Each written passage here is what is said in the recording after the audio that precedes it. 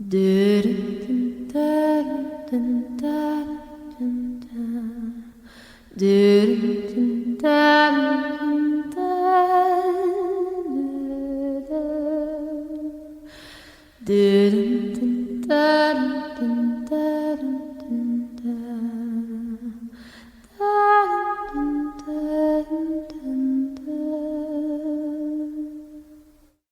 while back, I was at the Oscilla Star with Dusty Vassy, and he shared with me some new information he heard. A nurse, a friend of mine contacted me and told me that a nurse, and I've actually had multiple people tell me this story, but the first time I heard it was a friend told me that a nurse had spoke to Ryan Duke. I've since learned he was having blood drawn, and she knew him separately from, I guess, before all this happened, and asked, what happened? And he said, apparently, that she did not die. I mean, she died, but she was not murdered. That she died accidentally from an overdose. Now, obviously, I find that hard to believe because she didn't even drink. I've had multiple people tell me that she never, ever drank. So the idea that she was doing drugs at a party, which apparently that's what Ryan said, I believe it was supposed to be at a pecan orchard. Now, I don't know what pecan orchard, but obviously multiple people have contacted me. I believe that the conversation happened. I don't necessarily believe that the story that was told is true. I don't necessarily believe that. I believe that is the story Ryan told, or at least close to it, but I just don't believe that that's necessarily true. No matter how I try to frame the story or which way you try to look at it, there's problems. There's some flaw. It's, apparently, according to one story I've heard, he was messed up the whole time. Well, in this situation with the high adrenaline, you don't come to your senses. You don't sober up some. The idea that it didn't happen in the house, there's problems with that. There's problems with everything I hear. I haven't heard one theory that just snapped together like a Lego. Well, the indictments are very vague, and there's that used his hand. And to me, because I've heard, whether it's true or not, I believe it, that Ryan has said that he hit her. Now, that's multiple stories have said that. And from what Bo seems to be saying is that, at least in one conversation, he supposedly said that Ryan strangled her. Well, which one was it? Let's be clear about some things. Tara didn't do drugs. Tara didn't even drink. So how could any of this be true? Even if Ryan did say these things to a nurse, how could he be trusted? After all, he's in jail for her murder. Proposing any other scenario for her death would obviously be in his best interest. A few weeks later, I heard the story again, this time from someone different. Maurice Godwin talked to somebody. Ryan had to be taken to the hospital for, I guess, dialysis or something. Yeah. And said that while he was there, he had told a friend of theirs his version of the story of what happened. And, I didn't say anything at first when he mentioned that. I let him tell his story because I wanted to see what he was going to say before I said anything. But he gave me the phlebotomist. He gave me her name. And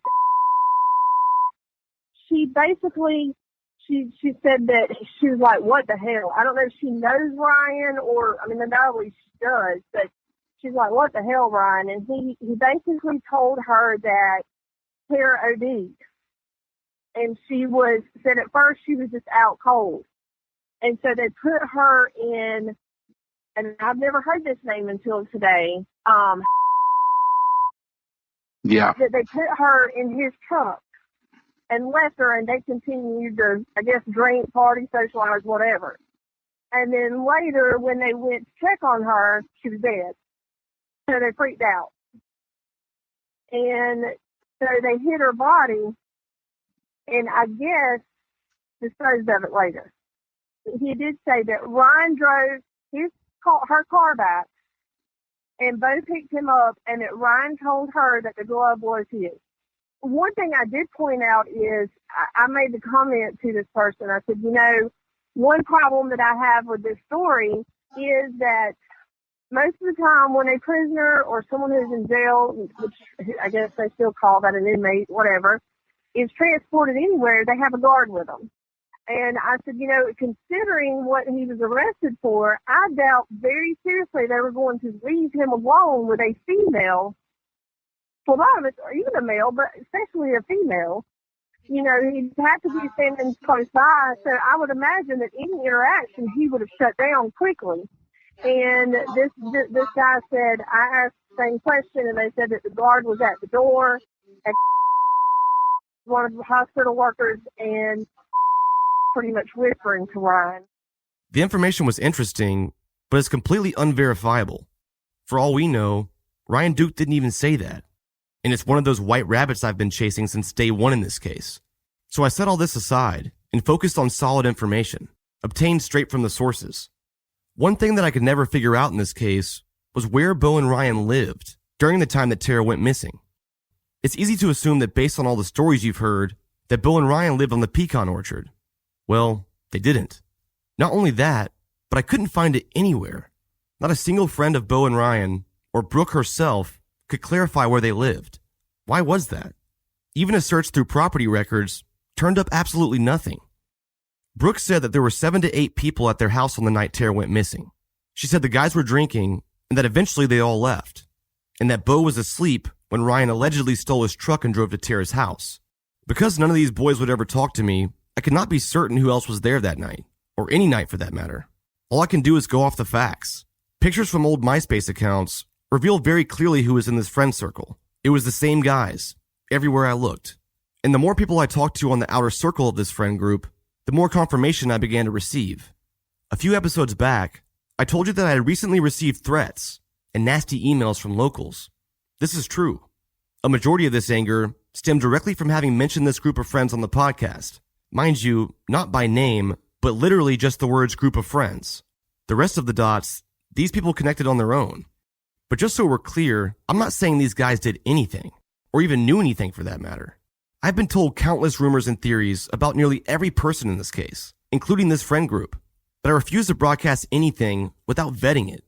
We've learned from the horse's mouth that a search was conducted on this pecan orchard just 2 months after Tara went missing, all based on a tip that Ryan Duke said at a party one night that he killed Tara. Giving Bill and Ryan's friends the benefit of the doubt, let's say that only one person heard that, and maybe that person alone went to law enforcement with the tip. It's probable, maybe even likely. And maybe he wasn't a close friend, but someone who didn't hang out that often and just happened to be there that night. All these things are possible, but based on the limited information I have, I can't rule it in or out. And as I've poked around for the answer, I've been shut out repeatedly and harassed with nasty emails and messages. All of this seems so disproportionate. I'm not saying you did anything. What if Marcus Harper had come out of the woodworks in the very beginning, bombarding me with angry words before I had even said his name? That would be a red flag, would it not? I'm telling you all this to give you some perspective. And though I always do my best to call things how I see it, I know that regardless of why anyone is doing anything in this case, this has been a highly emotional experience for everyone. Tara Grinstead's disappearance has haunted the town of Ocilla for over a decade. It's remained an open wound. And when I came into the picture, in some ways, it's like I ripped off the Band-Aid. So I completely understand why someone could view what I'm doing negatively. But I also know that one day, people will see clearly again and look back on everything that's happened and learn from it. Before I get too sidetracked, I want to bring you back to my main point. I have an interview with one of the friends in this circle, and I've had it for months. This person was very reluctant to meet, but he felt compelled to clear the air. I recorded this interview with his permission, but per his request, I will not be using his real voice, and his name will remain anonymous. So in this clip you're about to hear, his voice has been replaced by someone else, but my part of the conversation has remained the same. This is a verbatim copy of our real recorded conversation. When did you first hear about what happened to Tara? You mean about her disappearance? About what really happened to her? Well, I got a call, I think, 10 days before the press release and checked my voicemail, and it was a GBI agent asking or saying he wanted to meet up with me and talk. So I called him back and told him that was fine. I was available whenever, and as soon as he was ready, and we met in this room. And they came out here that next morning, and that's the first thing. I don't even think I could wait before they got in the door. I was like, can you all please tell me what this is about? At first, when he said, well, it's got to do with a homicide investigation, then he mentioned the Tara case. So that was the day before the press release. So from the moment I was interviewed by them, well, it really didn't start till the day after, I guess, when they announced that there was going to be a press release. You know, the rumors started flying and the names were coming up and all that. Why'd they want to talk to you? Somebody else that they had interviewed had said that I supposedly knew something, or I was at one of them parties where supposedly they were bragging about it, and they were bragging but saying they knew what happened to her. And that I later went back and looked and finally figured out the weekend the party supposedly happened. I was actually in Jacksonville at the Georgia-Florida game. Does this whole thing shock you or surprise you? Yeah, it was very shocking. How'd you feel when you learned? It's just, I don't know how to describe it. I mean, two guys that I once considered friends of mine, or, still do, at least one of them, they're still, considered a friend. I think maybe in the podcast or heard a couple of different places that Ryan, he's just not that type of person. And Bo isn't either. I mean, well, they're different personalities. Bo is, I don't know. He's not, despite what people have heard or what people say about him, he's not that person. I mean, he's not a crazy psychopathic killer. I mean, just not. He's just not. I know him, and I know he ain't, that ain't him. What could have driven them to do this, though? Well, like I said earlier, only sense that I could make of it, and only thing that, it makes sense to me is that there's some sort of accident. I just don't see either one of them doing that kind of harm on purpose. Never would have expected it, ever. Was completely shocked when their names were released. I mean, I was in the balcony at the press release. And when they said Ryan's name, I was like, there's no fucking way. I don't believe it. There's more to it. I think there's more to it than Ryan and Bo. Well, not necessarily more people involved, but more to it than a burglary gone wrong. Because that's bullshit. And if that turns out to be true, I mean, I will be shocked. Hell, I still may not even believe it. Because, I mean, that's not them. And that does not make sense. Like I say, and like I did say, the only scenario that I've been able to think of that makes sense to me was there was some kind of accident gone wrong, but one or the other, or maybe both. Or hanging out with her one night and something, some kind of accident happened. It's hard to make sense of it. Yeah, I'm ready for it all to be over with. I want the truth, but would love to know exactly what happened. Yeah, I'm ready for it all to be over with, and I want the truth, but would love to know exactly what happened. Even 6 months after Ryan Duke's arrest, it still feels like we know little to nothing about him. We've all learned our fair share about Bo Dukes, mostly thanks to himself.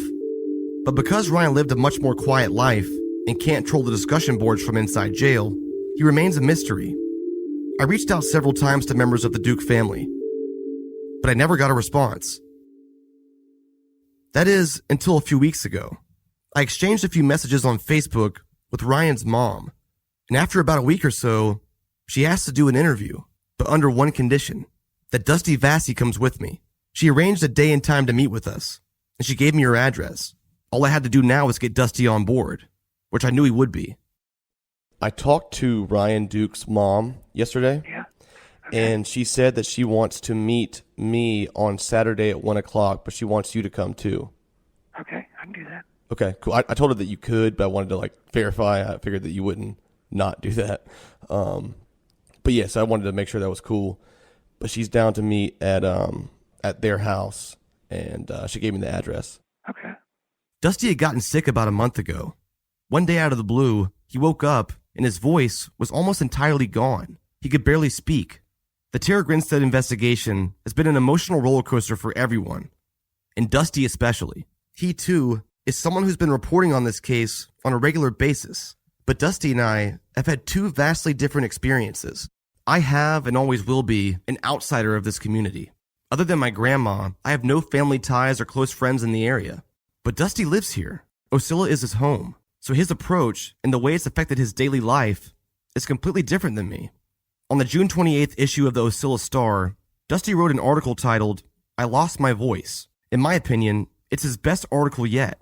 Dusty opens the article by saying, "I lost my voice. It's been gone nearly 2 weeks now, so I'm worrying it may be permanent. Maybe that's a good thing, if it will stop me from being recorded saying some of the things I said in last week's episode of Up and Vanished." He goes on to say, "I reckon I've lost my voice in more ways than one.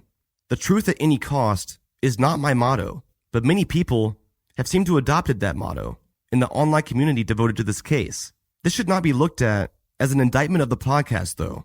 I think Payne has helped us understand this case that has baffled all of us for a very long time. And I think there is more good the podcast may yet do. But it's kind of like if someone was fishing with dynamite. I respect that he catches all those fish, and I enjoy the heck out of eating them. But personally, I prefer fishing with a cork, where the fish bite when they want to. So I'm going to get in another boat." Of all the people I've met throughout this podcast, no one has supported me more than Dusty Vassy. Over the past year, we've built a friendship, a real friendship, one that will live on for a lifetime after the podcast is over. He's one of the kindest human beings I've ever met, and he's one of the most tactful and well-spoken journalists I've ever encountered. Dusty agreed to go with me for the interview with Ryan Duke's mom, but on the morning of, he messaged me with some frightening news. His condition had worsened overnight, and he had to get immediate medical treatment. With that being said, I want to take this moment to ask you to keep Dusty Vassy in your thoughts and prayers. This man embraced me from the moment I stepped foot in Irwin County, and if it weren't for him, I don't think I could have made this podcast at all. Ryan Duke lived in an area called Pleasure Lake, about 15 minutes outside downtown Osceola. The lake itself is actually a swamp. En route to Pleasure Lake, within minutes of traveling down Tifton Highway, the terrain begins to change rapidly. I was nervous this time. I was going to do this alone. Starting route to Pleasure Lake.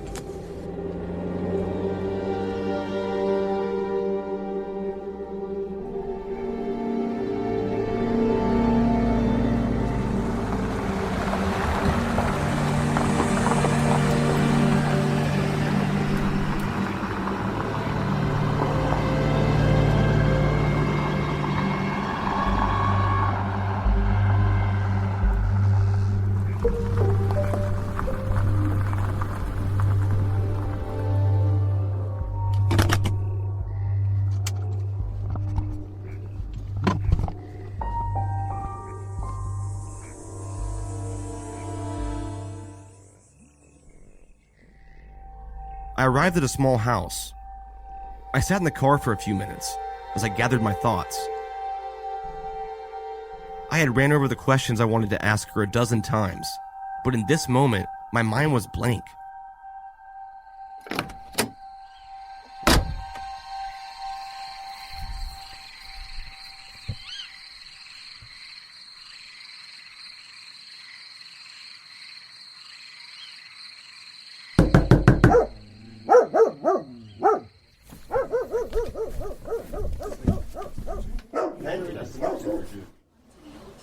I was greeted by Ryan's mom, Karen, his younger brother, James, and 4 dogs. Without the presence of Dusty, at first they were a little uneasy. But after a few minutes, we sat down at the table and we began to talk. What do you want people out in the world to know about Ryan Duke and your family? That he's not the person that he's being portrayed to be. And, he's, a kind, loving person. And,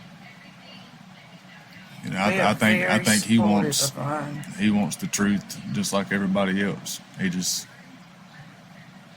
is kind of stuck. we're going to know the truth one day? I hope. I really hope. Whether it's for better or worse, I hope we find out what happened. He was, from what I saw, but he'd probably know more about that. He was very kind and a little bit on the romantic side, give flowers. He was and very, very romantic. And A few times I did, see him, with his girl. A lot of times he'd have candles made up around the room. And the only girl that I seen him break up with that affected him, it really won't say it tore him up, but he was down about it. And it upset him. He was sad. Just like a normal breakup, you don't want to see anything that reminds you of the person. Anytime you do, you see something that reminds you of them. It makes you sad, or and that's what it seemed like. He just seemed sad. he wasn't much of a talker about stuff like that. When he was going through something, he wanted to be alone. You told me one time that you have to understand Ryan to know the way he is. You said that he's just a sad person. Can you elaborate on that? Well, what I meant by that is I attribute it to the alcohol and substance abuse, because when you're depressed and you do that, and it just brings you even further down. He did and still does at times struggle with depression and anxiety and panic attacks. He can't go out and be around a lot of people because he literally will have a panic attack. Really? Was he always like that, or did that just kind of develop over time? It just developed over time. Because he was pretty happy in high school. I mean, Happy after high school. well, but I mean, he was popular. He had a lot of friends. Mm-hmm. I can't believe that this one night that he would break into her house and kill her, and he's never done any. It just doesn't make any sense at all. He's just not that type of person. But they're trying to tell me that. Well, he just decides he's going to break in to, of all people, a school teacher's house. Ryan worked. Bo was the one that didn't work, but he didn't have to work. But I just can't believe that this one night he decides that he's going to do this. That's ridiculous. It makes no sense. No sense to me at all. Take me back to when this all started about 6 months ago, whenever the GBI called. Just break down how that happened from your perspective. They came out here and pulled up in the yard over there, and when I realized something was going on, of course, I walked out, and they really didn't have much to say to me. They said they would come and talk to me after they talked to Ryan. Is But GBI you're talking about? yeah, they wanted him to come to the police station because they said they had some questions for him. And I told him, well, he doesn't have a license, so I would bring him up there tomorrow, and which was on a Wednesday. And so I took him up there, and So the tomorrow was a Wednesday? yeah, So this is 2 days before the press conference. yeah. They came on Tuesday, and then she took him up there on Wednesday. Yeah. I mean, they just said they had a few questions for him. It wouldn't take very long. And they came out. We were waiting in the lobby. Came out and got him. Said, won't take but a minute. He'll be right back. And, well, it didn't take but a minute. They came back in about, 25 minutes later. I just walked in the door and he came out and said, that they were going to arrest him for Tara's murder. Wouldn't give us no reason why. Just for us to keep our mouths shut and, try to avoid any media and let them do their job. And, that's what we've done. We've sat back and, it was very confusing. How long was the GBI here that first day? About 15 minutes. And then y'all had agreed that we'll take Ryan up there 2 o'clock tomorrow. Yeah. So when the GBI left, you were with Ryan. What did you ask him, or what y'all talk about? Were you saying, "Hey, what was that about?" Or like? Well, yeah, of course I asked him what it was about, and he said they wanted to ask him some questions about Tara, and I was like, "Well, why? Why do they want to ask you something?" And he said he didn't know, and I said, "Well, they probably think you've heard something, like everybody has heard something over the years," and so that's what we figured it was. I asked him one simple question. I asked him, "Did you kill her?" And he said, "No, ma'am, I did not." Well, no, I did ask him. I said, "Do you know who did?" And he said, "No." And that was good enough for me. You think he was telling the truth when he told you that? Yeah. I absolutely do. I know he was scared, I mean, I was scared. We're just normal people, GBI's coming out here. Yeah. And it was just so out of the blue. And do you remember that weekend that is in question back in 05? Or anywhere around that time? The only thing, I was in Tara's class the day she went missing. Come to school that morning, everybody was freaking out because she wasn't there. Nobody had heard from her. But as far as the weekend goes and what I did, I have no clue. I know I played football, so I probably had a football game that night. Next night, I normally hung out with my friends. I didn't really see Ryan a whole lot, on the weekends unless, I didn't have nothing to do or he invited me over for a football game or something like that. I was normally with my friends. And like I said, I woke up that Monday, went to school, and, she didn't show up. And around that time frame, that's pretty much the only thing that I can remember. Where did Bo and Ryan live at that time? in that the house they were in. The trailer was Fred's. Remember? Yeah, but Fred and Stephen and Ryan lived. Yeah, but Fred had to move because he got that job offer somewhere. I don't know exactly when they moved to that house, but if I'm not mistaken, before they lived there, they lived in a trailer. Almost outside of Fitzgerald, not quite outside of Fitzgerald, but it's kind of catty-corny of the hospital. Yeah. I don't Where was know. that house at? It was by the gas station. It was What's the gas station called?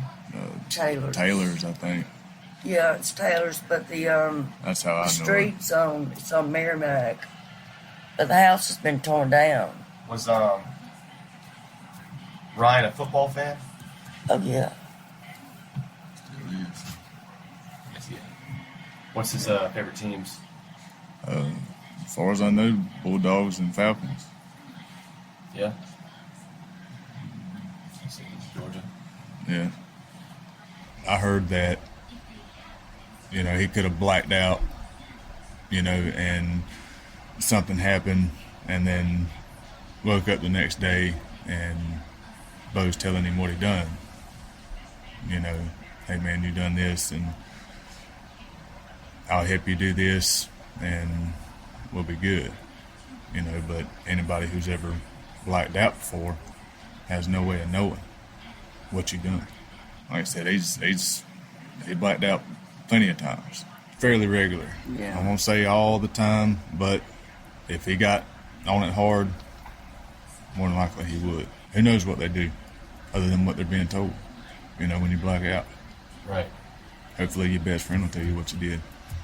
Hopefully, you know, but How do you, feel about, the loss of Tara and what may have happened to this woman outside of, everything else that you guys are dealing with?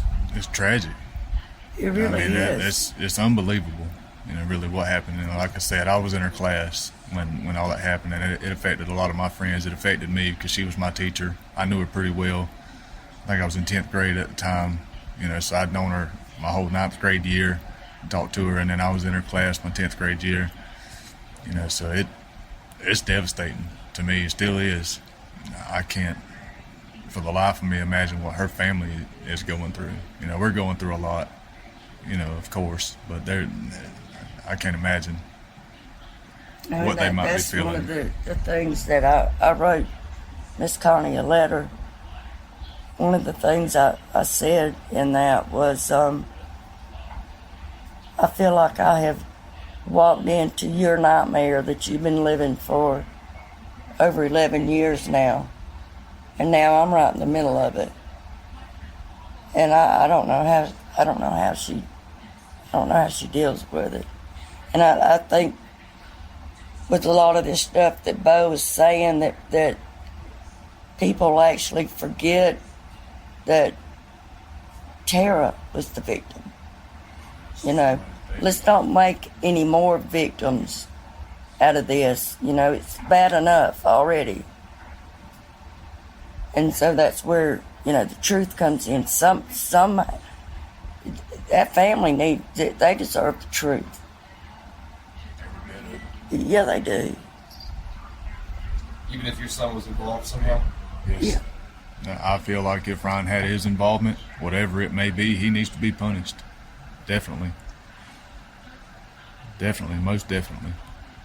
If he had any involvement whatsoever, then he needs to be held accountable for it. Well, I think everybody should. Yeah. Anybody that's involved in it. So what do you want to happen next? What do I want to happen? I want somebody to tell the truth. I want some closure, For any of Tara's family or friends that would be listening, what would you want them to know about your family and your feelings about everything? Well, I'd want them to know that I'm very sorry for what happened to Tara. I really am, and I know they probably don't want to hear that I don't believe Ryan did it, because they're on the other end of that. They got the GBI going, yeah, we got him. I wouldn't know what to say to them about that. Other than just, I don't believe my son did it. I just don't believe it. And I hope that some way, somehow, the truth will come out for everybody's sake. And we can finally put this to rest. And, it's been too long. It's been too long. Yeah, I do too. Like I said, if Ryan had any involvement, then he needs to, be held accountable. And as far as Tara's family goes, like I said, I truly cannot imagine what they've had to go through, and I wouldn't, dream of that happening to anybody, and I'm really sorry, that they've had to deal with this, and I'm even more sorry if Ryan had anything to do with it. Yeah, I agree with James. If Ryan had anything to do with it, yeah, he needs to pay for that. How is Ryan's his health? I heard something that he had renal failure or something like that. Is any of that true? Can you tell me about that a little bit? Like his health conditions and how he was and how he's doing now? It's always limping in the courtroom that day. He's got the veins in his legs collapsed, and when they got him blew back up, I guess you'd call it, there was nerve damage done to his feet. So he's got permanent nerve damage, and that's why he's limping. What He's caused, in what pain. caused that? I don't know. They never did say, but he had Circulation. He wasn't getting enough circulation in his legs, and his veins eventually just collapsed because there wasn't enough blood running through them, just from not being active. he had gone in his organ failure. His organs were shutting down, and they transferred him to Douglas, and he stayed in ICU. What? 2 minutes. No, it wasn't that long. He was in there on dialysis too. Oh, So he he's on he what? was on dialysis for about 4 months, In 4 the or 5. hospital. Oh, In the hospital, he was on that dialysis machine Yeah. constantly 24/7. yeah, and then we had to Finally go got his organs back twice a running. week. Yeah, they finally got it. He responded to it, but they told him then that he was going to have to stop drinking. That, he was going to die. His liver and both of his kidneys were shutting down in Ocilla. And that's why they sent him to Douglas. And once they got his liver and his kidneys back going, he was on dialysis in the hospital for 3 weeks a month. How's his health now? Has it declined, or has it stayed the same? Or It's gotten better, and it's kind of leveled off. He's got high blood pressure. has it before you was arrested? How was his health? That day. He constantly suffers from chronic pain just from his feet, and not having that circulation like he should, and Well, he's got that nerve damage. That's constant. like she said, he's got high blood pressure. His liver and his kidneys, He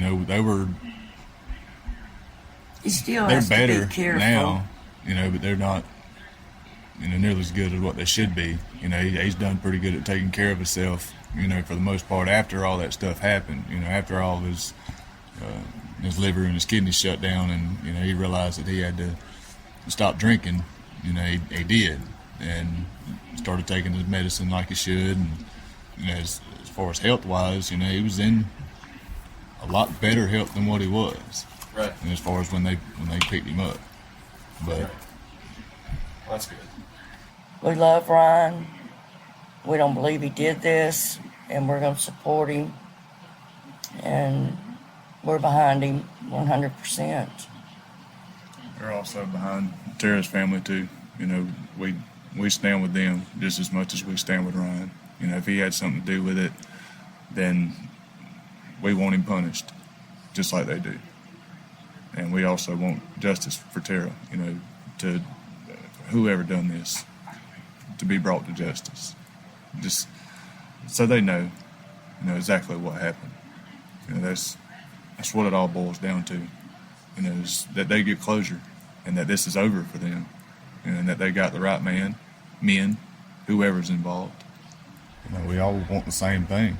If Ryan, knows something, then yeah, he should come forward and say so. But, in the same sense, he's got to be held for what he done. Of the many questions I had about Ryan, some of them were answered.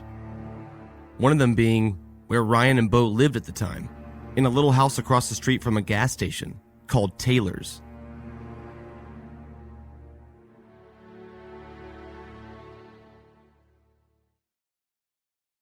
Like the rest of us, Ryan Duke's family seemed to have little to no inclination of how long this might take. It's been 6 months since Ryan was arrested, but a trial or plea seemed nowhere in sight. I asked Philip Holloway for his thoughts on this and the future of this case. What's going to happen next?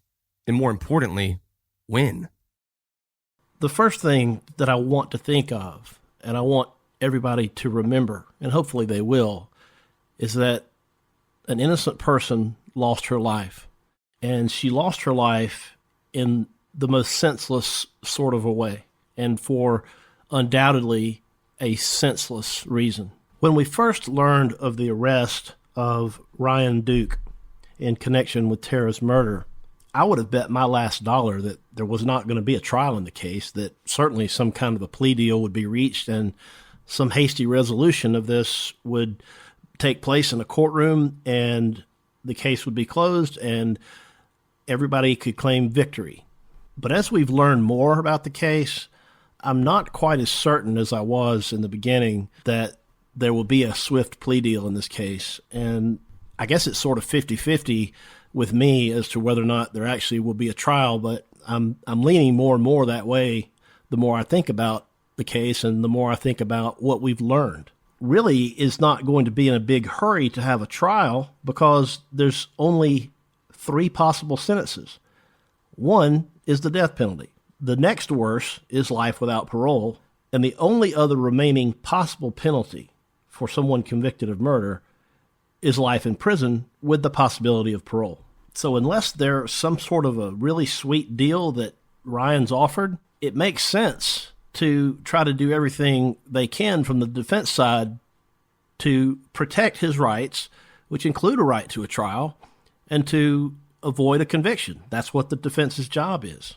Every member of society has an interest in seeing that justice is not delayed, but primarily the right to a speedy trial belongs to the accused. Just like any other right, this right can be waived. I hope that the GBI didn't blow it back in 2005 and let the statute of limitations start to run as pertains to the state of Georgia versus Bo Dukes. I think this case is a textbook example that highlights the problems that exist in the criminal justice system. All too often, the left hand doesn't know what the right hand's doing. Evil really does exist in this world. Monsters are real. Up and Vanished changed my life. It's affected the lives of hundreds of people. It's brought truth, it's exposed secrets, and most of all, it's shared with the world the story of an incredible person named Tara Grinstead. It's hard to find the good in a story like this, but I think that underneath all the lies, deceit, and the heinous taking of someone's life, there's something we can all learn from this. Tara Grinstead's disappearance had an astounding ripple effect, touching the lives of people all across the world. She was a beautiful person whose life and dreams were taken, and the decade of searching for truth revealed many dark secrets about the town she lived in, and forced people, including myself, to look in the mirror. I want to thank all those who've listened to Tara Grinstead's story, and I'm honored to have had the privilege to share it with you. May Tara Grinstead rest in peace. May those responsible face the consequences. May the Grinstead family heal. And may this community in South Georgia become whole again. As tough as it is, it's time to let the justice system run its course and for all the healing to begin. But before I conclude this season, I want to share one more thing with you. Not too long ago, I met a man in a parking lot about an hour outside of Osceola. We spoke for nearly 4 hours that night. He has no direct connection to Tara, the accused killers, or anyone else, but he had a story that he was compelled to tell me. Given his own position and his job in the community, he asked that I keep him completely anonymous. In the call I'm about to play you, his voice has been changed, but the words are exactly what he told me. I had a relative who's since passed away that used to go to the White Horse in Fitzgerald on a regular basis. He and I both are friends with the guy that played in a band down there. They were kind of like the house band. They were playing there not just every other weekend or once a month, but they were literally playing there every week. That's part of my brother's social life. He was there every time they played. He would just go there. My relative was one of these guys who's never met a stranger, who feels like his point, his purpose in life was to help other people. If he saw somebody that needed a dime, he'd give them a dime. If he saw somebody that needed a ride or whatever, he would help them. He was very outgoing with that type of thing.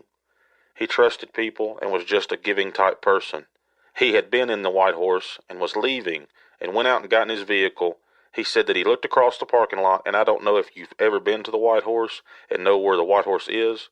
The parking lot kind of runs east and west there. He went to his vehicle, got in his vehicle, was leaving, getting to pull through, and he saw somebody in the parking lot with the hood up on their vehicle. Him being the type of person he is, he drives over and says, "Hey, you need some help?" He said this kid, he called him a kid, he said this kid is in the truck and had sawed on it, trying to crank it until he had killed the battery. Battery was clicking at this point. He said the guy was, "Yeah, my truck's torn up. I need to jump. Somebody jump me off." My brother said, "Well, I got jumper cables. I'll jump you off."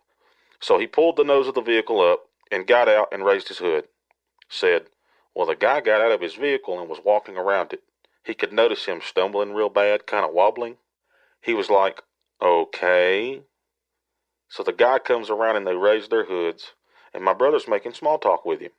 The guy's not really like focusing on him, like okay or making a connection. Obviously he was impaired in some way. My brother said, 'Okay, you hook your jumper cables up and I'll hook mine up.' So it was a fair deal. It's kind of like what people do. Well, the guy couldn't get, for some reason, seemed like he couldn't get either his hand on the jumper cable or couldn't squeeze the jumper cable or get it on the jumper, on the post, on the battery. The thought that went through my brother's head was that this guy is messed up and does not need to be driving. Because the guy was bumbling around, stumbling around. He just didn't know what condition the guy was in. I've told you he was my brother. Now, I've said a relative earlier, but it was my brother. Anyway, the guy gets in. He tells him, 'Go ahead and get into your vehicle and try cranking.' My brother purposely took his jumper cable off where it wouldn't crank because he didn't want this guy getting in the road. He said, 'If I jump this guy off in this vehicle in this condition he's in, and he goes out and kills somebody, I helped.' The guy gets in, click, click, click, click, click, click. Nothing happens. Long story short, he tells the guy, he says, 'I'll tell you what, your vehicle's not running,' he said. 'You live around here?' He said he mumbled something, and my brother said, 'Well, is there somewhere I can take you, or you can come back and get your vehicle tomorrow or some other time?' The guy said, 'Yeah, you could carry me.' My brother didn't remember the names or whoever this was or where he was supposed to be taking him. My brother said, 'Fine, lock your vehicle up, make sure you got everything, and I'll carry you there.' The kid gets in the vehicle with him. When they're pulling out of the parking lot, my brother was making small talk with him. They talk about football. That's how I made it relevant to how I remembered when it was. Because my brother, in telling this story, he and I had been talking about football. This was in 2005, the best I can nail it down, during the holidays when he and I had this conversation, was because he related it to Florida beating Georgia. He said, 'Oh yeah, let me tell you about this kid I met that was a Bulldog fan.' Anyways, part of that was the kid was a Bulldog fan, and because Florida had beaten Georgia, he was cussing and carrying on because Florida had beat Georgia. In going, my brother carried this guy. Every once in a while, he would just keep silent, and he'd drop out. His head would drop. My brother, he said he was sleepy or totaled out drunk or high as a kite. Something got him impaired. My brother took this opportunity in pulling over to give him parting words of wisdom, of saying, 'You don't need to be getting drunk. You don't need to be out on the road. Something bad could happen.' Said the kid looked up at him and said, 'Yeah, when I get tore up, I pass out. And one time,' he said, 'someone told me I killed someone. He didn't say I passed out and I killed somebody. He said someone told me that I killed someone.' Now, relating that to be any person in particular that would have ever been in the parking lot at the White Horse Saloon, it could have been one of 3,000 people. So no way of knowing and pinning it down. I may be pulling a conclusion out of thin air there because my brother's not here to retell it or verify it or clarify it or anything. I even went so far to ask a friend that played there in the band. I said, 'Did my brother ever tell you the story about the kid in the parking lot?' He said, 'Maybe he did. I can't really remember. Gosh, it's been 11 years ago, It's been 11 years. My brother mentioned it 2 or 3 times. Probably 3 times in the years after that, he and I would be sitting around talking. He would retell it. But he said that kind of giving the guy some parting words of wisdom, saying, 'You don't need to be out drinking. You don't need to be out at night driving drunk. You need to get somebody else to drive you.' That's when the guy said, 'Yes, when I get drunk, I pass out. And I don't remember what I did.' He didn't say, 'I passed out and I killed somebody.' He said, 'Someone told me that I killed someone.' I asked him where his brother dropped the man off that night. There at the corner of Taylor's. Was right there where Taylor's is.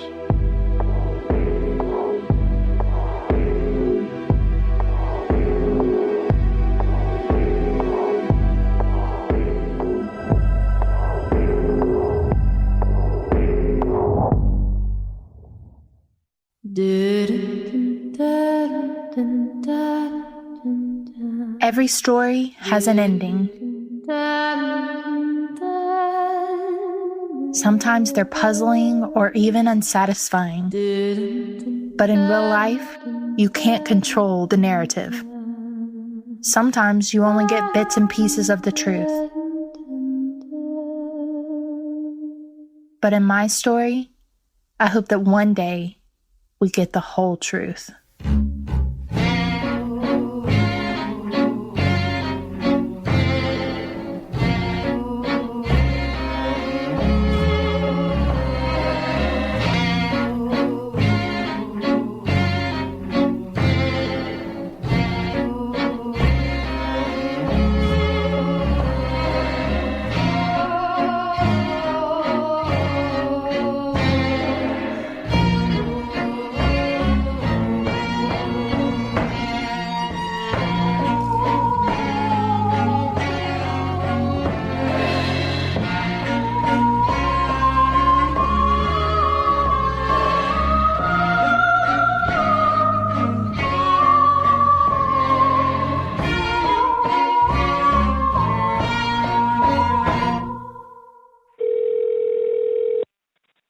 Hello? Hey, Payne. Dr. Godwin here. Hey, what's up, man? You know, I've been thinking.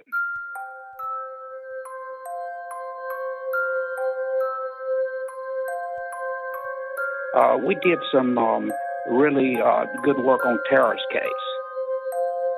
You know, there's another case I had in mind. I've been looking to it for years. Maybe you and I should take a look into it.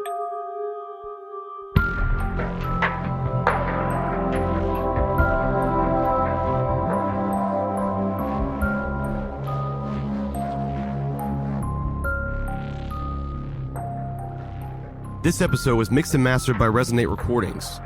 To improve the quality of your podcast, or to start a podcast of your own, visit resonaterecordings.com and get your first episode produced for free. Up and Vanish is recorded at Industrious Atlanta, Pont City Market. Visit industriousoffice.com/vanished for $250 off your first month's office rent. The Up and Vanish theme song is called Ophelia, performed by Ezra Rose. Up and Vanished is produced and edited by me, Payne Lindsey, and executive produced by myself and Donald Albright. Additional production by Mason Lindsay and Meredith Stedman. Special thanks to Dr. Maurice Godwin and to all the Up and Vanished contributors, including Dusty Vassy, Philip Holloway, Ashley Merchant, Colin Miller, Mayor Matt Seal, Rob Ricotta, the people of Osceola and Irwin County, and of course, my grandma. And a very special thanks to all of you, the listeners, for taking this journey with us, and not just listening, but participating. We'll be back this Thursday for our final Q&A episode, so if you have any questions, give us a call at 770-545-6411. Or you can send a tweet. Our handle is @UpAndVanished. Use the hashtag UAVQA. And don't forget, Up and Vanished is going to have a live tour soon, and we're coming to a city near you. Join us for an exclusive audio and video experience. Visit upandvanished.com/live for all the dates and more info.